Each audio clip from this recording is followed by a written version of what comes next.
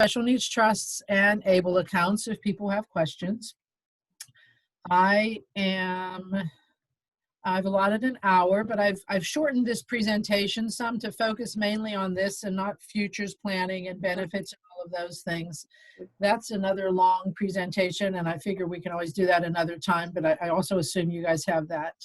I wanted to tell you a little about the ARC of Northern Virginia.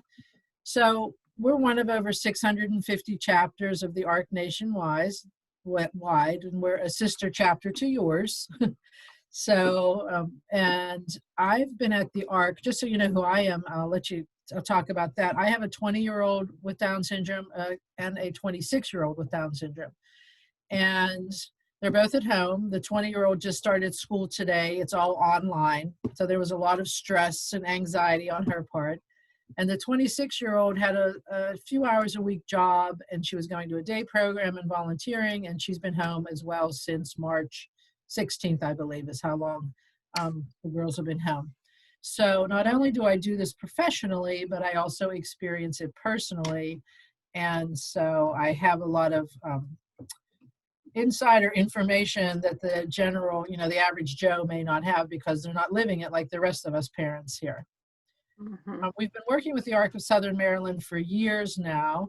The mission, as you probably know, is to advocate for the human rights of people with intellectual and developmental disabilities, and all of our chapters follow that mission. The ARC also has core principles and value statements, and then every chapter creates programs based on the community that they serve, based on their needs. The ARC of Southern Maryland, I think is fair to say, is among the 80% of the ARC chapters that is a direct provider of services, because you have the group homes and other services at hand that you offer your population. We're among the 20%, which is more an advocacy and educational type ARC, where we have a director of advocacy who, since we have 60 legislators in Northern Virginia, advocates strongly for services in Northern Virginia, as well as in the state of Virginia, because we work closely with our state chapter, and then with the national chapter in DC. We have the Special Needs Trust Program, and we've had it since 1999. And we have other programs that are specific to Northern Virginia, but our trust program serves all of Virginia, all of Maryland, and Washington, DC. And we also have clients in 11 other states. It's not our goal to become a national trust provider, but when people move, or we have families that we've known and they want to use the ARC of Northern Virginia for the trust for management, then they're able to do that, whether they're in Colorado, Maryland, Virginia, New Jersey, Pennsylvania. We have people in Minnesota, etc. And currently we have about more than $38 million under management with Key Bank, who is our trustee. And of those 1,700 trusts that we've established since we started, I believe at least 13, if not 1,400 of those are funded, but I don't have the exact numbers in front of me. So what is a special needs trust? And I'm going to work off the baseline that nobody here knows anything about special needs trusts. And then we can always move through more quickly if we need to. But a special needs trust is a legal vehicle that provides benefit to and protects the assets of an individual with disabilities, and it still allows that person to qualify for and receive government benefits. So it's a legal vehicle that's been around, and it has protections. On the family funded or third-party trusts, no liens can be put against them. We've had people attempt to get child support out of special needs trusts, and that's not been possible. Creditors cannot get to the trust. So there are protections in place that go just beyond protecting supplemental security income or Medicaid waivers, subsidized housing, etc. It has some extra benefits to it. So why does somebody establish the trust? The primary reason is to protect the government benefits of the individual with disabilities. So each of my girls have special needs trusts. They both have Medicaid waivers as well. And we set them up back in the day because we knew that we would be applying for benefits for them. One of the daughter's trusts is funded, the older one, the younger one, it's not funded. And that's just because somebody left money to the older daughter's trust. They're also established to help with money management and longer-term financial planning. So we have a lot of clients that have Social Security disability insurance and Medicare, which are entitlement programs. And so they don't need a trust per se because they don't have any means-tested benefits like SSI and Medicaid. But the parents knew that it would not be a good idea to leave them a chunk of money, either because they would spend it willy-nilly or somebody would spend it for them, or both. And so the trusts are also there in order to protect the individuals from abuse, financial abuse. And it's also meant to promote the dignity, comfort, and happiness of the individual with disabilities. So what a special needs trust is, it supplements government benefits. So when Medicaid will pay for it, let Medicaid pay for it. If Medicare can pay for it, let Medicare pay for it. Same with supplemental security income, housing vouchers, etc. So the trust pays for all those other things for the individual, like vacations or transportation, clothes, house plants, furniture, dental, funeral, burial, telephone bills. I'm trying to think of the most commonly made requests. Renovations sometimes to the house where they're living. A lot of different things. So we could fill the walls of the Arc of Southern Maryland with all the things that a trust can pay for. What it doesn't pay for is what SSI or Medicaid would cover, or a housing, subsidized housing. Somebody once said to me, that I'll never forget this, this was at the Arc Montgomery County, and I was presenting to a group of elderly parents, and I still have 10 years that I can say that. And they said, well, you know, the ARC provides everything, and they have SSI and Medicaid, so why should I have a special needs trust? And I said, how many of you take your kids out to dinner? The people raised their hands. How many of you do recreational activities? We go bowling, we go to the movies, we do this. So when you're gone, who's going to pay for those things? And it was silent. And like, oh, yeah, we didn't think about that. So that's when the money in the special needs trust supplements what the government is paying for. Our kids have their basic needs met, and then the special needs trust can provide for other things, potentially better things, better quality products, or more of something like vacations, for example. Who's eligible for a special needs trust? That's what SNT stands for, Special Needs Trust. Anyone with a physical, mental, and or intellectual disability as defined by the Social Security Act. So it's fairly broad. There are many different categories on the Social Security website, but it's generally someone with a disability. There are two types of special needs trusts. Third-party special needs trusts that may be funded or unfunded. That means there may be money in them or not. And those can be established with an attorney or a bank or with a nonprofit, like the Arc of Northern Virginia. And there are first-party trusts.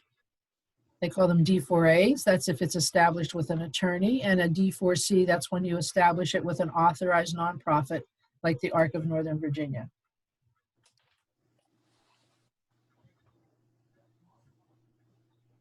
So third-party trusts. Who establishes those? It's the parents, the relatives, and friends. So the girl's dad and I, back in the day, established third-party trusts for each of our daughters. And what's the process? Well, you can either contact an authorized nonprofit like the Arc of Northern Virginia, an attorney, or a bank to establish a special needs trust. When do you fund a special needs trust? Usually they're funded at second to die. That means when both parents are deceased. Now, that varies. So we have a lot of divorced couples, and that may not be at a second to die. That may be whichever parent dies first, the trust gets funded. Or the parents could say, you know what, we're going to put some money into the trust. Let's just say $5,000 this year, for 12 months. And they can spend it for specific things. And then we just want to see how the trust works and we want to get Joe or Tom or Mary, whoever the person is, used to using the trust. So that's possible as well. There's also the possibility of just putting seed money in, $300, $400, $500, just to get the trust started and to get a tax ID number. Most people fund it through an inheritance. So through your last will and testament, you name the special needs trust. If you're a couple, you name the other spouse, and then when you're both deceased, it goes to the special needs trust for the benefit of. Some people have life insurance policies, and the beneficiary designation names the trust. So anywhere where the child, adult child, would be named, you instead name the special needs trust. And the money goes straight from the life insurance company to the special needs trust. So there's no in-betweens, there's no probate, there's nothing like that.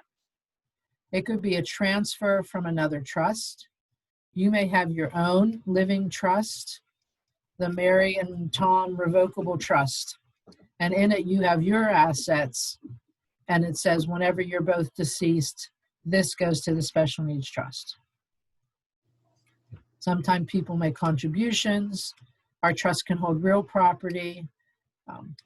There are people that direct their retirement accounts to the special needs trust, etc.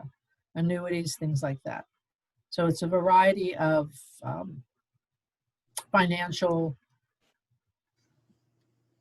I'm trying to think of the word, financial, not programs, but financial items that can be directed toward the trust. The inheritance is the only one that would either go through probate, or if your will poured over into your own living trust, it could skip probate. Now, what's important to remember about third-party special needs trusts, or what we call family-funded trusts, is what I have in red at the bottom. Whenever the beneficiary passes away, if there's money left in the trust, whoever established the trust decides who will inherit it. So Robert and I set up the trust, and whichever one of our daughters passes away first, if there's something left in her trust, it goes to the other daughter's trust.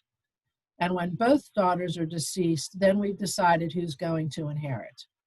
Okay? That's important to remember. Also with third-party trusts, they remain open after the beneficiary passes away.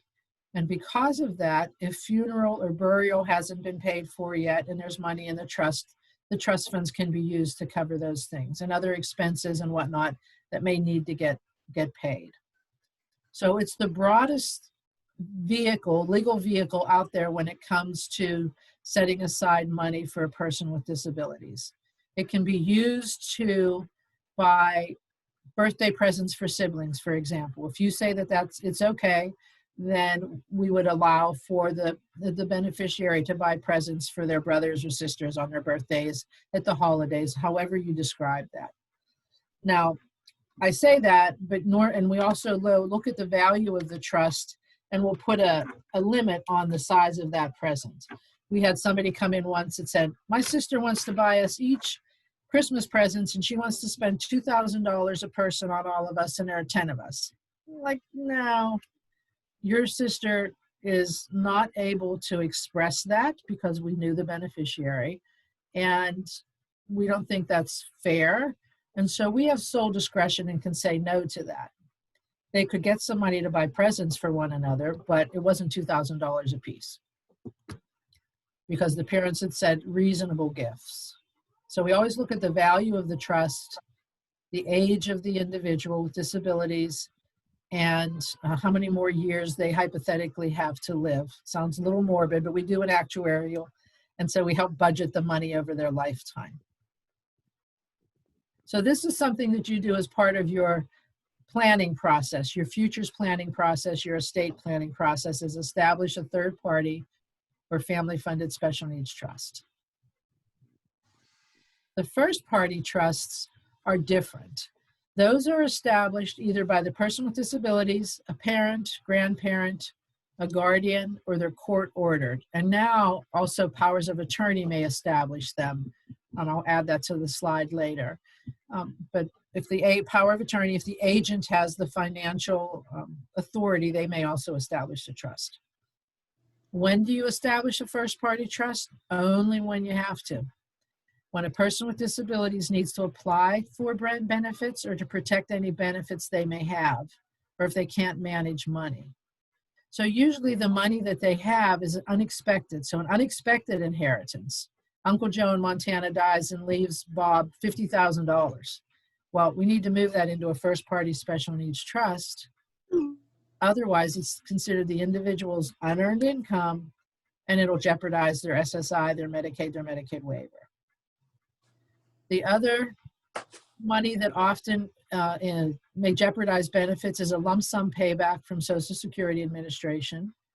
So an example here is a group home contacted us and said they needed to establish a trust.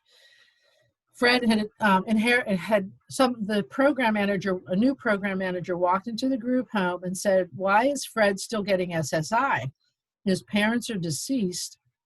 He should be getting SSDI, Social Security Disability." So they wrote to Social Security Administration. He should have been getting the SSDI. So that delta between the SSI and SSDI, that amount of money times 12 times 10 years, he got $80,000 from Social Security Administration.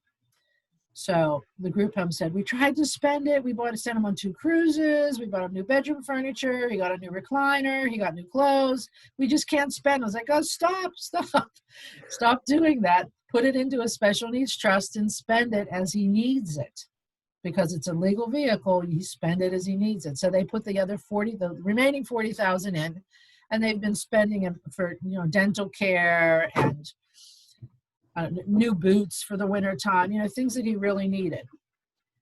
It could be either a jury decision or settlement. So those two refer specifically to, like, somebody I worked with today had an accident, hired an attorney. The attorney got them a settlement. So they didn't go to court to get a jury decision, but they got the settlement outside of court. And so they're establishing a first-party trust.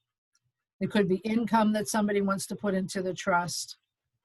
Adult child support. So at 18 or older, you can irrevocably assign child support to the first-party trust so that it doesn't count against them. Military survivor benefit, so that's only if it's military, not federal government, but if you've been in the military and you opted for the military survivor benefit, the SBP, or if you didn't opt for it and want to go back and ask for it now, you can do that. And that gets directed to a first-party special needs trust as well, so that it doesn't count against their benefits. Alimony, we have clients that are adults divorced with disabilities. The alimony is irrevocably assigned to a first-party trust. And then we have somebody that won the lottery. So that also went to the first-party trust. So whenever the individual passes away, this trust closes. Remember, the family funded or third party, it remained open. This trust closes. So it's important to purchase funeral, burial, cremation, or burial insurance before the individual passes away. We've had a lot of problems with this with COVID. We've lost 15 clients since March, which is unheard of. And so we've been reaching out and saying, make sure you get that pre-need bought, make sure you get that funeral burial insurance, get whatever you need to get. Whenever they die, this trust closes, and either the grantor selected Medicaid payback or leave it as a nonprofit or a contribution to the nonprofit if they had estate planning authority. So what I want to do is show you a little video, and let's see if I can bring that up. I had it prepared, but where is it? I don't see it now, so let me go back in. Bear with me for a minute because I had it. I had it up, but I don't see it. 1 minute. Take your time. We're all good. Okay. Good. Here we go. So I want to share this screen. So go back here. It always helps when I talk myself through it. Here we go. Share that screen. Okay. So we have these little videos that we have on our website now. So here we go. Can you see this? Mhm. Yes. Excellent. I'll turn it up.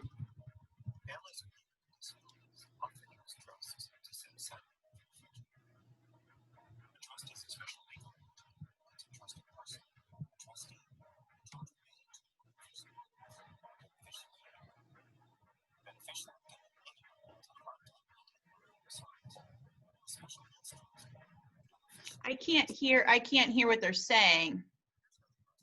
Can anybody else hear? Can you hear it, Scotty? No. No, No. no, we can't hear it. Okay. I mean, I can hear that there's someone talking. I just can't Yes. hear what they're saying. Yeah, that's interesting. Well, that doesn't help. I mean, you can watch pictures, but that's not going to help. Okay, so what I'll do is I will send you the link to that. Okay. I don't know why. It's probably, oh, I know why. I know why. Okay, so let's do this. Audio settings. I may be able to figure it out. Let's see. Test the automatically join you. Separate audio device. No. I don't have a headset. Automatically join. It might be a little bit too advanced for me right now. Output level, speakers, test speaker. Okay.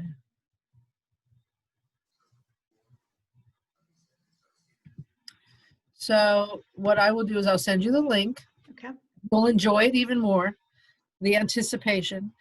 And then I'll ask my videographer how we get that. I'm sure it's in the audio settings for Zoom, but I don't want to waste time trying to figure that out right now. Okay. Let me go back to sharing the screen. Okay, here we go. So we had talked about first-party trusts and third-party trusts. So there are two different types. And then let me just get people's faces back here. It helps to see. Okay, so there we go. So this is the next screen. And this is, I grouped it together so that you'd have a visual whether the trust is unfunded or funded. So the family funded trusts are often, or third party trusts are often unfunded, just waiting for us to die.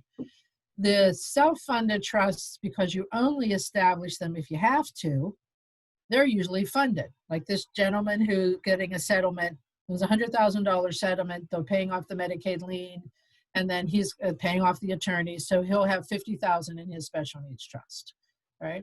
So, but there are three different places to go. You can go to the Arc of Northern Virginia, or you can go, I say private, which is to an attorney, or to a financial institution.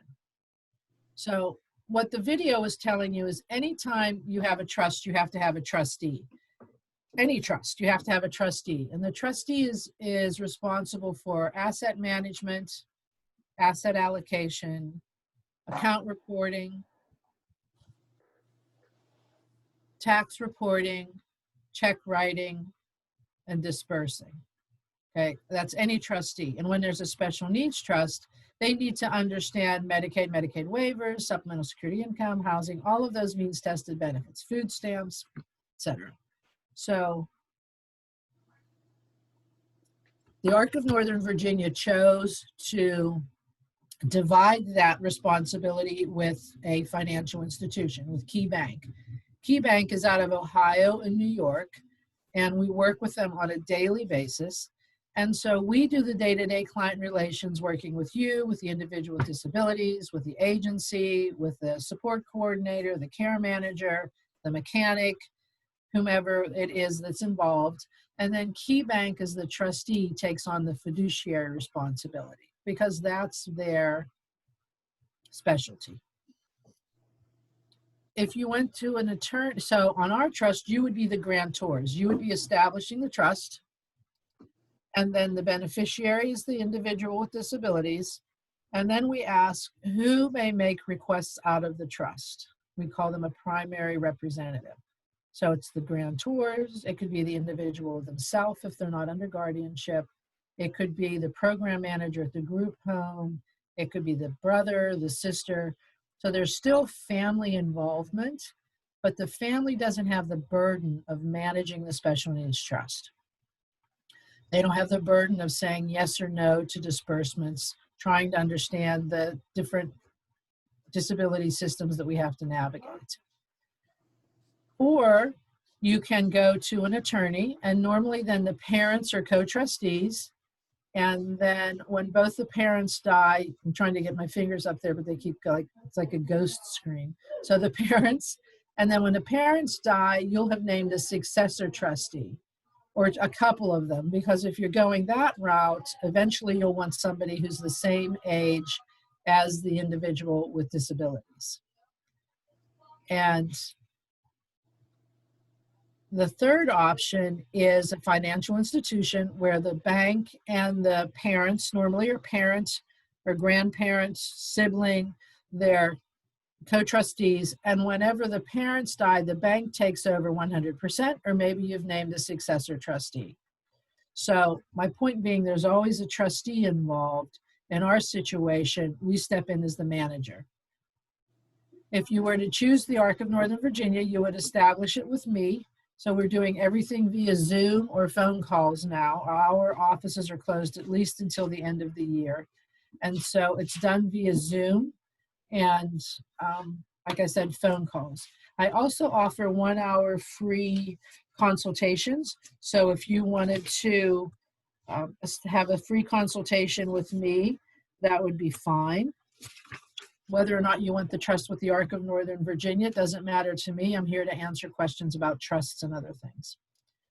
You can also establish a trust with an attorney if you wanted to, and the attorney would then fill out the documents for you instead. Or you can establish it with a bank or an attorney and take your documents to the bank. So there are always going to be documents involved. With the ARC, we have a one-time nominal fee for enrollment. So I don't think I have a slide with the fees now that I think about it. It's $1,050, 1050, to establish the Special Needs Trust with the Arc of Northern Virginia. For our clients that need to establish both a family-funded and self-funded trust, or first and third party, it's a half off for the second one, so $525. And we also have clients that are like my family, where there are multiple siblings with disabilities. Then we do the first one full price, and then everyone after that half price. With the attorney, you pay the attorney fees to establish the Special Needs Trust. And same as with the financial institution, they charge fees. I'm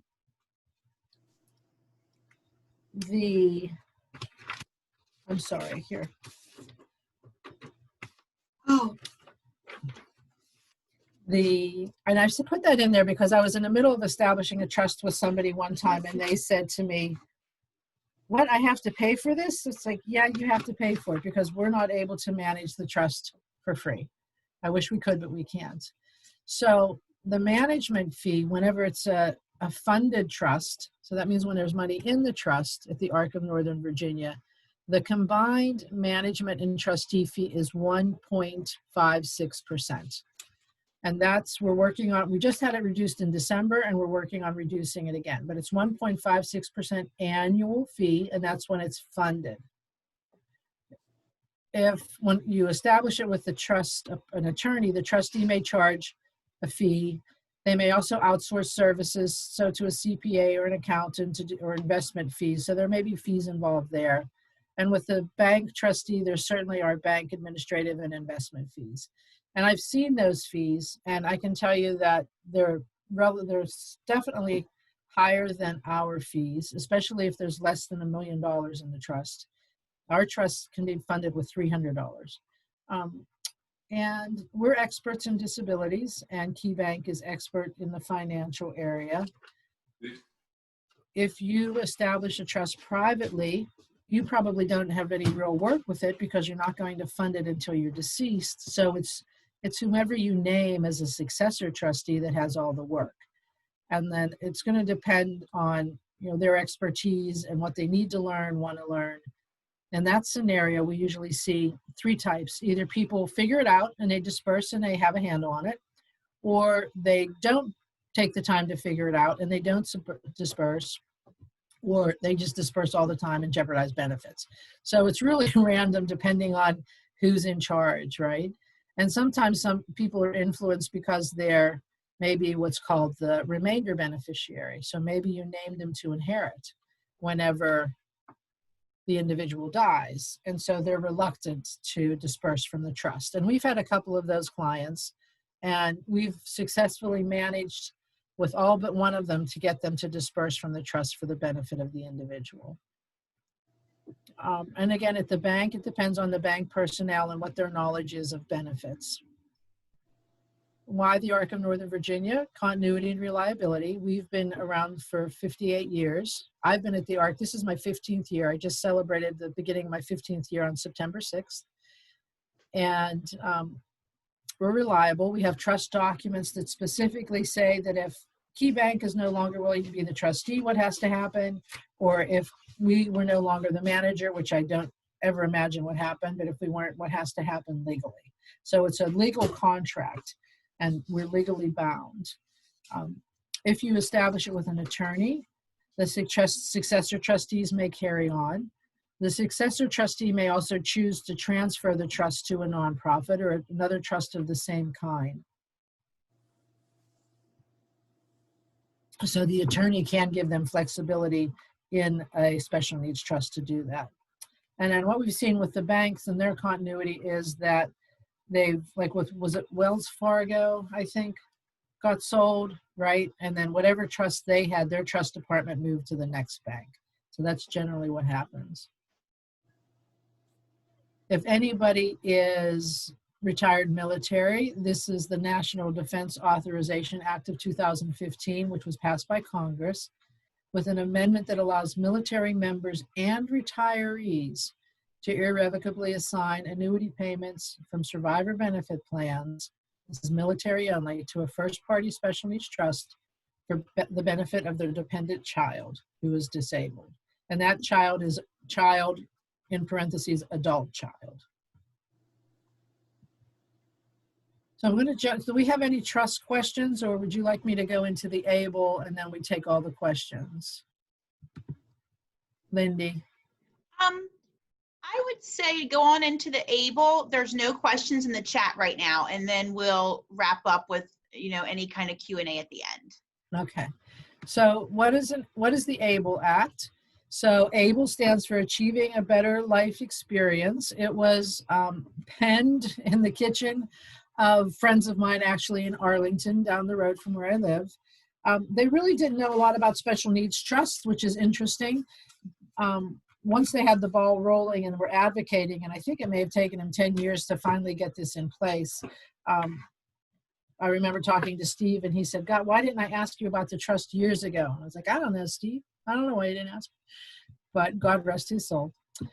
It was signed on December 19th, 2014 by President Obama, and it authorizes states to create a new category of savings programs for people with disabilities who qualify. So it's not a special needs trust, it's a savings program. Like special needs trusts, assets held in accounts that comply with ABLE will not affect eligibility for Medicaid, SSI, as long as they are used for qualified disability-related purposes. And it's meant to be a transactional account. So it falls under the IRS, actually. It's a 529A. 529s are the savings accounts for college students and educational. Now you can actually use those for private schools. But it's a transactional account under the IRS and under the Department of Treasury. So here's some ABLE facts. These are obviously not all the ABLE facts, and I can send you, Lindy, I'll make a note. I have a comparative so you can see the difference between ABLE and first-party trusts and third-party trusts and trusts with a nonprofit. You can add that if you want to do that. Yes, please. Okay. So ABLE accounts onset of disability. So this is different from trusts. Okay. Any age for a special needs trust. Able, the person has to have had a disability, qualifying disability, and that should say exists, that's a typo, exists prior to 26. Who may establish it? The beneficiary when they're 18 or older, the parent when they're under 18.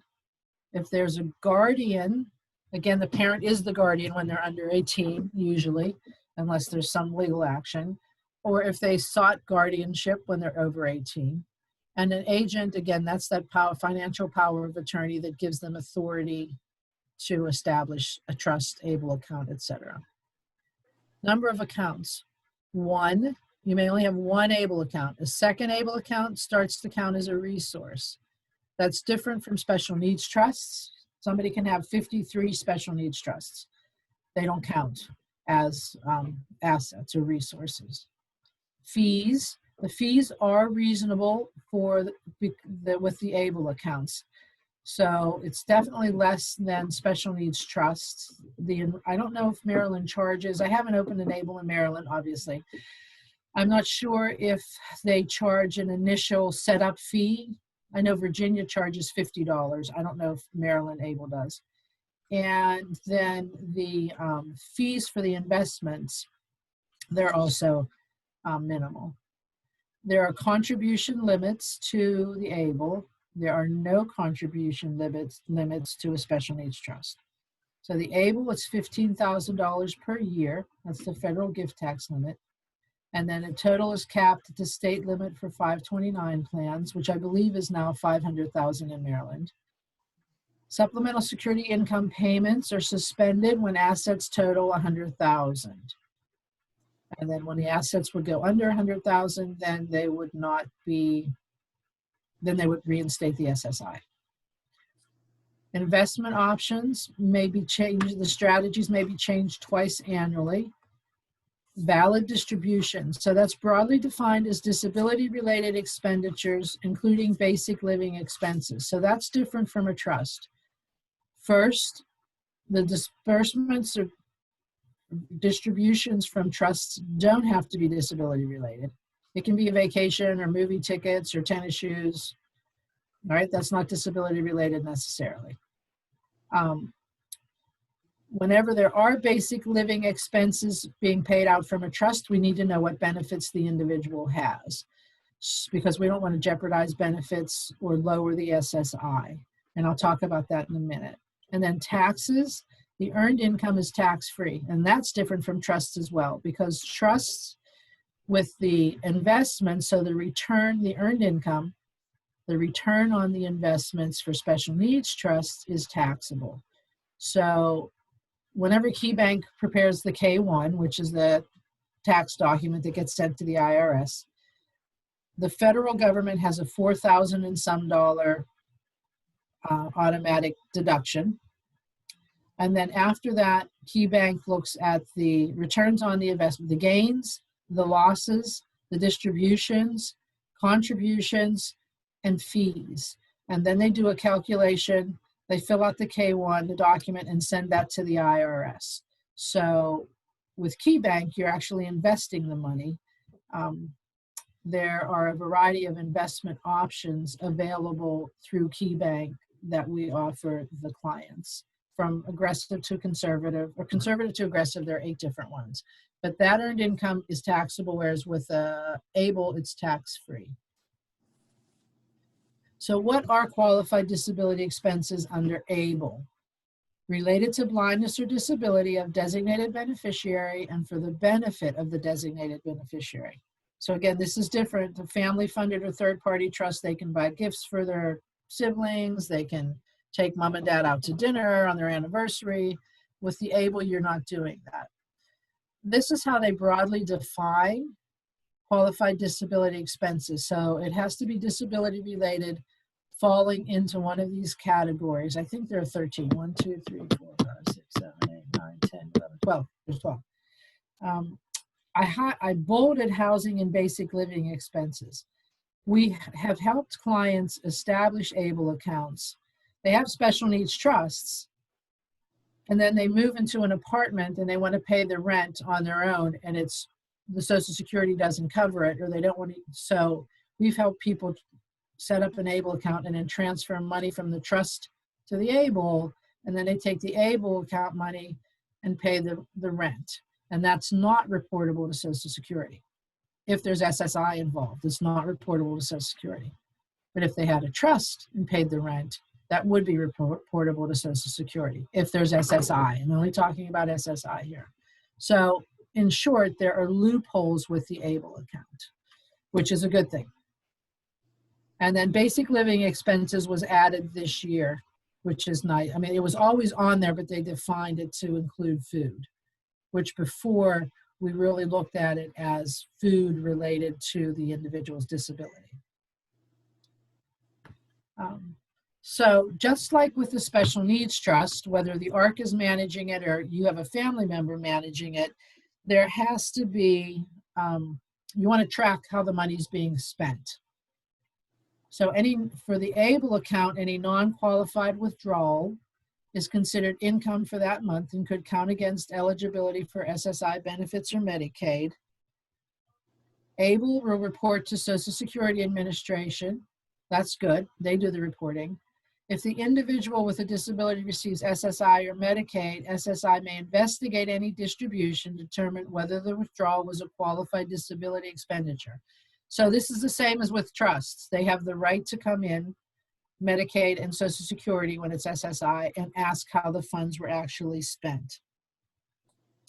And then lastly, it's strongly recommended that you keep records and receipts on how the money is spent. Because if they come back and do an audit and they want to see how the funds have been spent, you want to be able to show that. Otherwise, you could potentially, or the individual could be penalized. So that's a lot of information. And I'm going to open it up now to questions. Okay. And there we go. Okay. We don't have any questions in the chat box. Does anyone on the call have any questions that they did not get into the chat box that they would like to ask Tia? Are we open? Are we on? Can you Yes. hear me? We can. Yes. Okay. Well, I was starting to write something, but it'd just be easier to talk. The special needs trust, I find it a bit confusing when you were talking about the third party and the family funded.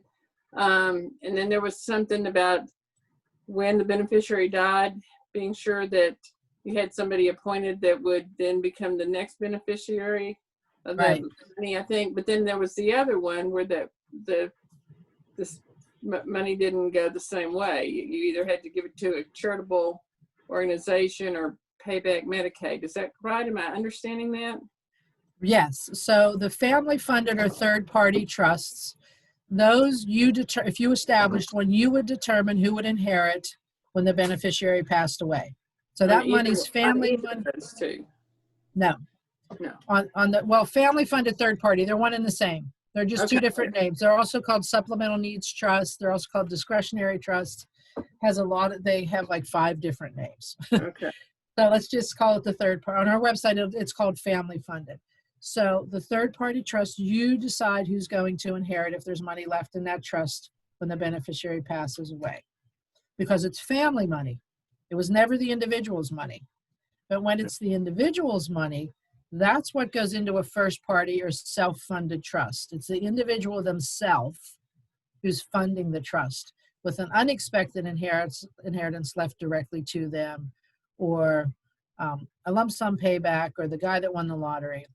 And then if they're establishing the trust on the self-funded trust, so what the government's saying is, okay, Joe, you set up a first party trust and we're going to let you keep the Medicaid waiver and you're going to keep the SSI.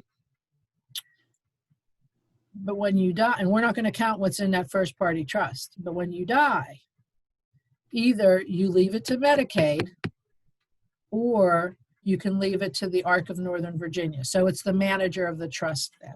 Gotcha. Okay. Okay. So what happens is when I mentioned we had 15 people that have passed away. So whenever they pass away, we get the death certificate, we send it to the medical assistance office, and they write back and say the Medicaid lien is $382,624.31. It's down to the penny. Okay.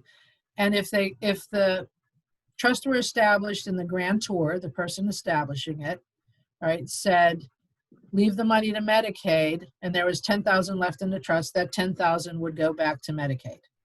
We don't have to pay the rest of it, but that 10,000 in the trust would go to Medicaid. If the grantor instead said, leave it to the Arc of Northern Virginia, then it would be a charitable contribution and Medicaid would get nothing.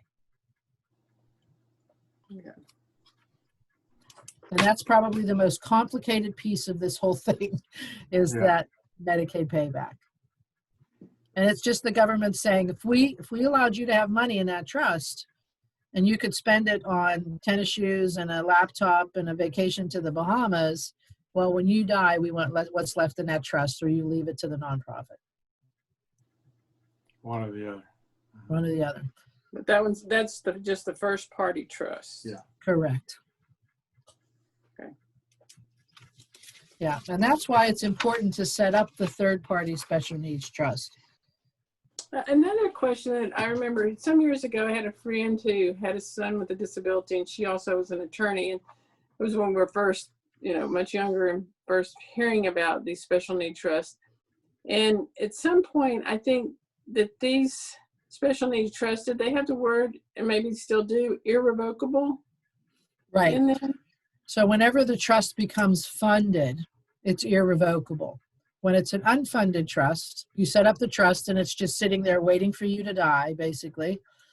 It's revocable. At any given time, you can say, I don't want that trust anymore.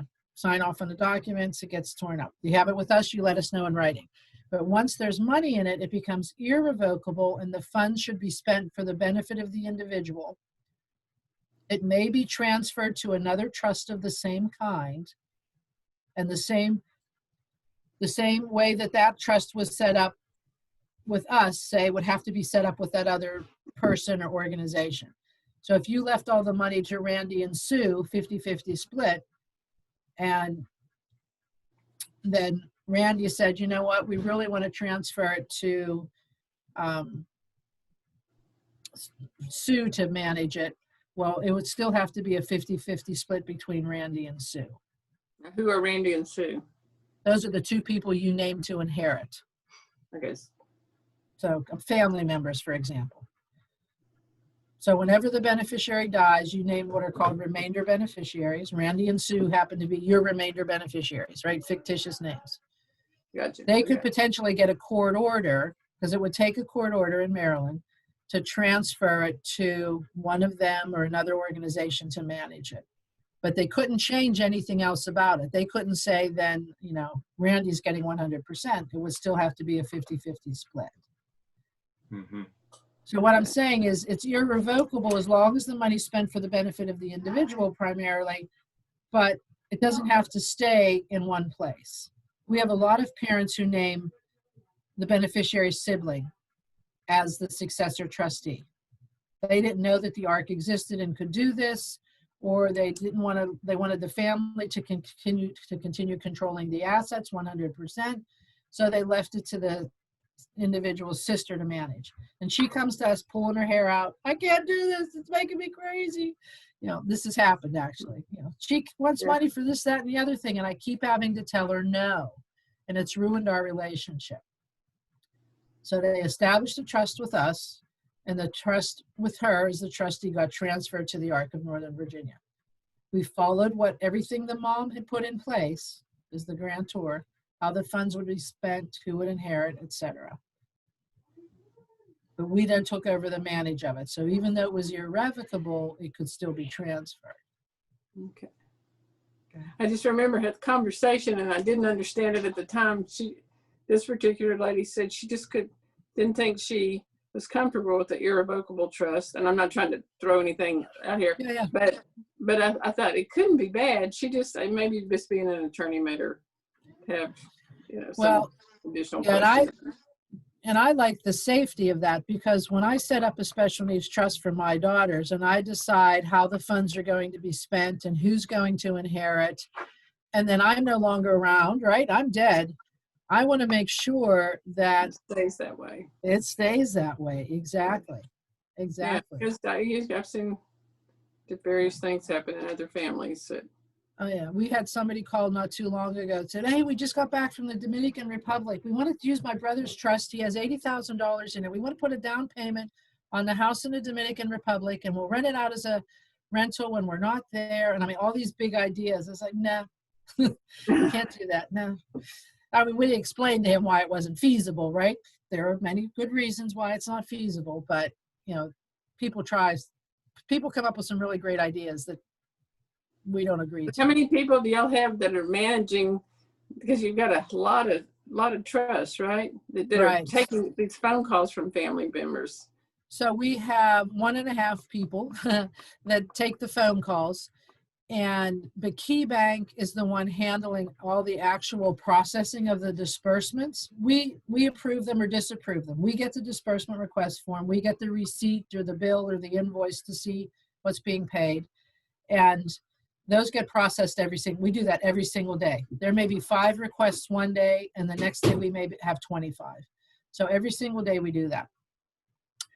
And then they get sent to Key Bank, and then they have multiple people managing our accounts. And those, either the checks get cut or it's an ACH, a bank-to-bank transfer. We now are able to transfer to over 3,500 national organizations, national businesses.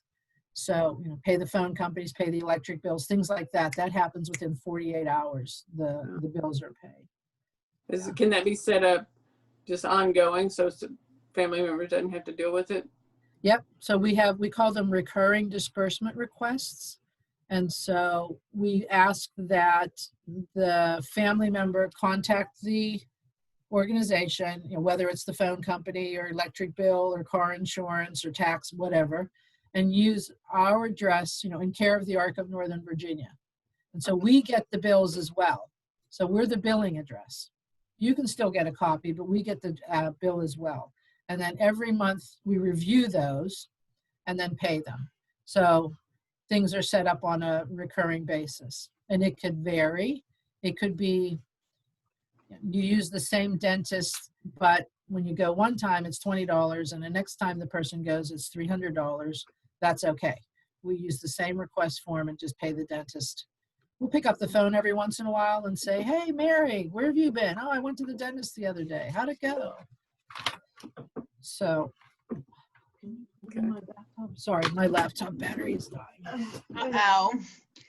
Did anyone else have any other questions? What I thought was really great, Tia, was, and Scotty, you might want to take advantage of this, was that Tia offers that 1-hour consultation. And I thought that that's something that several of our families, might want to take advantage of, because I'm sure that a lot of information can be discussed in that 1 hour, which being free is a great benefit. And we also offer what are called Trust Talk Tuesdays. So twice a month on Tuesdays, obviously, but it's never like the second and fourth Tuesday. It's whatever. I didn't do it today, for example, because school started, right? I knew parents weren't going to be able to focus on anything with it all being online. But Trust Talk Tuesdays, you can join as many times as you want. It's in the morning from 10 to 11:30. It's a Zoom event. And then people ask me any questions, and they're calling in from Nevada. Last time I had people from Nevada. The time before that, I had people out in Washington State, but also Marylanders, Virginians, people in DC. And you just ask any questions, and then you're learning from other people as well. And then once a month, we also have First Fridays futures planning. So this Friday, I know it's the second Friday, but there was a holiday. It's on blended families. So, one wife, I have 2 kids, and I married Joe, and he has 3 kids, blended families.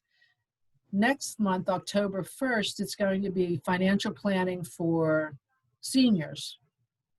So I'm going to be joining, and I'm joining all of them. But, look at the website too. I'll send that to you too, Lindy. I can send you the flyer. Yeah, that would be great.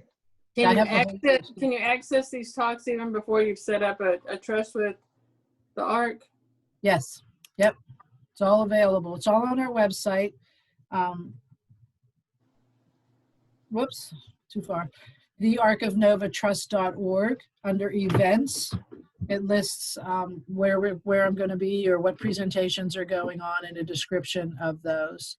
Yeah, anybody may join in, just like with the consultations. I've had several friends who have talked about the Arc of Northern Virginia, and they're already, connected with you regarding the trust. So I've heard very favorable things. Oh, good. Thank you. Very secure. Yeah, we're working hard, and we switched to Key Bank. SunTrust didn't want to be the trustee anymore in 2015 or so, so we started the process. And in September of 2016, Key Bank came on board after a whole, process of interviewing and whatnot. There's a foundation board that oversees the trust program. So when Key came in, we can hold real estate, which we couldn't do before, and real property. The investment options are varied. If somebody plans to fund with more than $250,000, they may customize their investment. They talk to the financial planner there. That's for free. The legal department at Key Bank, if you have a trust with the Arc of Northern Virginia, will review your estate planning documents for free. You can do in-kind transfers of assets. So if you have stock, that financial advisor or you or whoever's holding those stocks talks to the financial people at Key Bank, and they do an in-kind transfer of that stock, so you don't have to cash it in and put in cash. So they just offered us so many wonderful things that it was just fantastic, and it's great because we have a lot of people that then take advantage of those services that they're offering. They'll also function as, so I don't know if you know about living trust. A living trust is if I establish a trust and put my assets in it, right? A revocable living trust. They'll function as a trustee or successor trustee on that. They'll also function as an executor as well for people that don't have executors. So they've given us so many new opportunities and expanded it and made it much more accessible for families than the previous trustee. It was very good. They did an excellent job with the funds and the management and the investing of the funds. But we even got a check scanner from Key Bank. That was like the big highlight. It was good. It was good because otherwise we were driving the checks to SunTrust and had to pony them. They would then have to pony them to Richmond, right? And that wasn't, this is so much more, this is so much quicker. That's great. Paulette, did you have a question? I see she's unmuted. I thought maybe she had a question. She froze now. I think so. Wow. Does anyone else have any questions? Paulette, I think you might have froze. I'm not sure if you had a question or not. What I will do in a follow-up email is I will send everyone the video of this, a recording of this Zoom call. There's a couple of documents that Tia is going to send to me that I will send as well. One of them is going to be a video. And then I will make sure that Tia's contact information is in there if you have questions or want to set up a consultation with Tia. And I'll also have their website so that you can all access other trust-related topics, webinars, conversations, because I know this was a lot of information, and I'm sure after today, while you're laying in bed tonight, you're going to think of probably 5 questions for Tia, because that's how my brain works, and I'm going to think of the same question. So you can certainly reach out. I can try to help you how I can, but this is all very new to me and a very interesting topic, so I will probably have to defer to her as well. I did get one question about who in our agency they would need to talk to if they want to make changes to the trust, and that's a question that I've got to find out because I don't know who. You don't, so they would talk to Evelyn, my assistant director. Okay, okay. To make changes. So what we'll do, Lindy, is we have to know who the grantor of the trust is, because the grantor is the only one who may make changes to the trust. Okay, so if I send you an email to ask for Evelyn's email address, I got, it was actually Miss Wise and she had to leave the call, but I have her email and phone number. And I told her that I would get her in touch with who she had to be in touch with, because these are things that I don't know because we never deal with trusts really, you know, the word's Right. thrown around in our office, but we go Yeah. to you guys. So I'll get that information to Evelyn also. Excellent. Yeah. And Evelyn's email address is just egoo, E-G is in George, U is in uncle, at thearcofnova.org. So the same. Oh, awesome. Yeah. Yeah. All right. Well, I will send it directly to her then. Thank you so much. Yeah. She has a real short email. Yeah. Yeah.